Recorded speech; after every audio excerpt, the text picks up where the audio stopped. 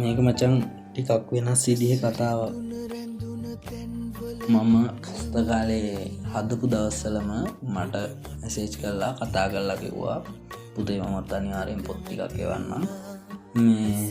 හැබැයි ලංකාවට ඇවිල්ලා තමයි එවන්න වෙන්නේ කියලා.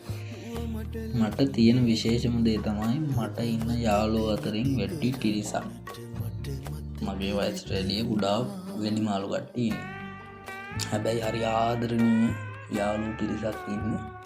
ඉතින් මේ පොත් ටික එවපු ආන්ටි සිහිනය කිරෑ වැඩසටහනේ අපිත් එක්ක සිහිනය කිරෑ ගෲප් එකේ ඉන්න ආන්ටි කෙනෙක්. ඉතින් අපිට කලින් සෑහෙන්න ගොඩක් කල් ඉඳලා යාලා ඉන්නේ. ඉතින් මට හරි ආදරේ පිරිසක් ඉන්නවා ඒක ඇතුළේ. මං පොඩි එකා කියලා.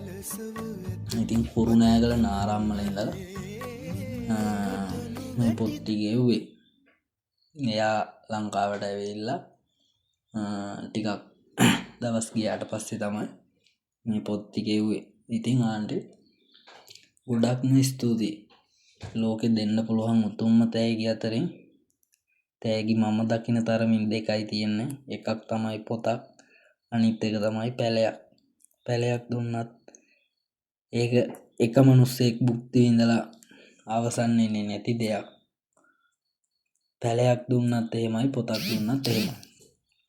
ඒක එක මිනිස්සෙකුට හම්බෙන තෑග්ගක් වුණාට භුක්ති විඳින ප්‍රමාණය ගොඩාක් වැඩි එකක්. පැලයක් ගත්තොත් පරම්පරා ගානකට හුස්ම දෙන දෙයක්. පොතක් ගත්තොත් පරම්පරා කීපයකට දැනුම දෙන දෙයක්.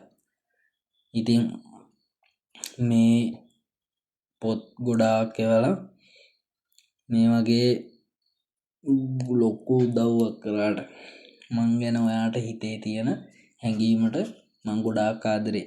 ඉතින් බොහොම ස්තුතියි, බොහොම පිං මේ පොත් ටික එව්වට.